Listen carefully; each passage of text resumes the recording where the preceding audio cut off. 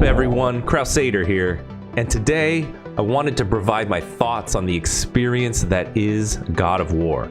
I finished God of War a couple of weeks ago, and enough time has passed for my thoughts to coalesce and for my feelings towards this game to finally solidify. Where does it stand in my list of all-timers? Are you ready? Let's get into it. This is Exit Interview.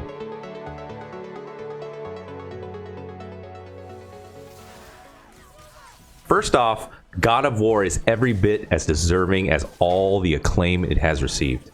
This fact was apparent from the jump. The caretaking in presenting the story, the immersion, like I bet you didn't notice the whole game is one continuous camera shot. And the scope of the set pieces is totally unprecedented. There's so much attention to detail in this game that it warms my heart. There's all the stories told on trips through the warp gates, or the short boat rides, how if a story is left unfinished when you dock, it will be picked up where you left off when you return. The fleshing out of several side characters and their story arcs, Freya, the dwarves, Baldur, the whole world just oozes with the love and care intentionally crafted into this game. I also think what has drawn me to this entry in the God of War universe more than any previous entry is how the game humanizes Kratos. He is, after all, now a father. The first trilogy in the God of War saga, while amazing for many of the same reasons, standing as a great action game with massive set pieces, is more of an adrenaline and testosterone-soaked romp through the Greek mythos, and in the end makes it more one note with the way it handles its hero. In this iteration, Kratos still indulges in his overbearing machismo, but now it's to the detriment of his son, Atreus, who is along for the adventure.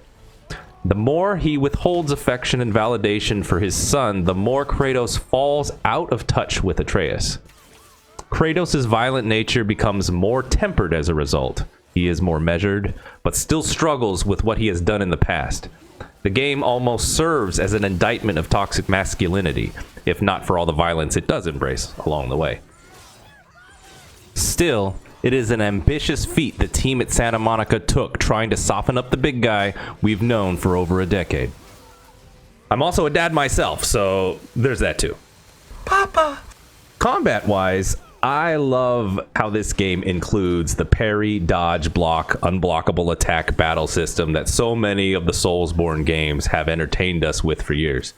It allows the combat to be much more strategic and intentional, which allows for some pretty varied and challenging battles.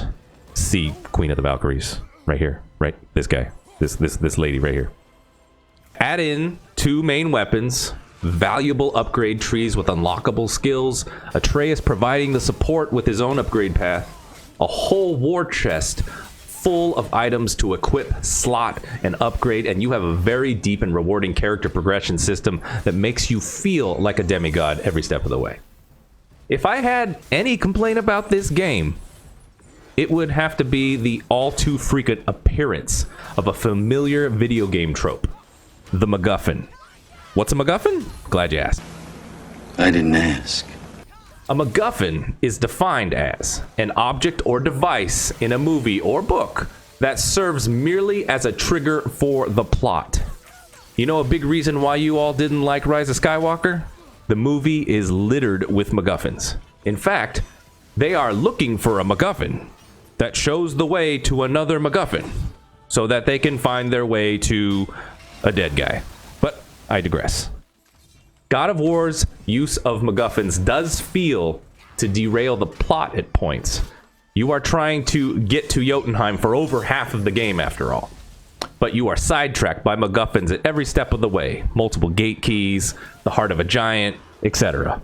And some of this derailing is amplified by mismanaged expectations.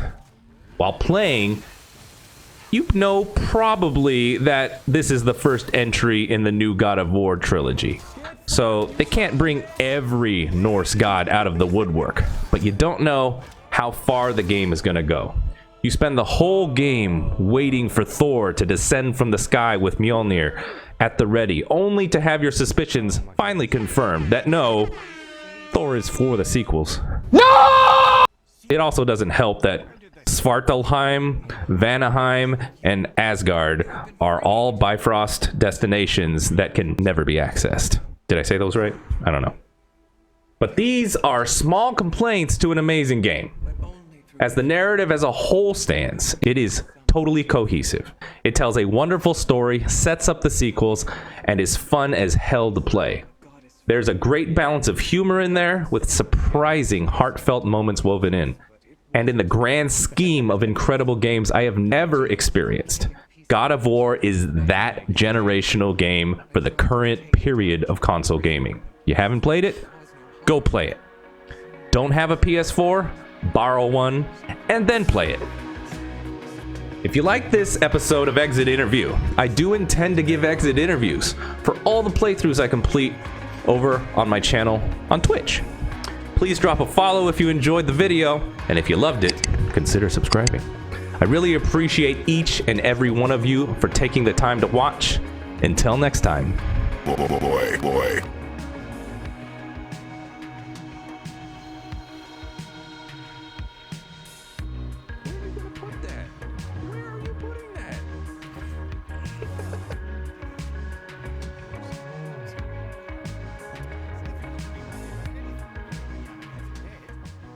I'm grateful we were able to set the Valkyries free.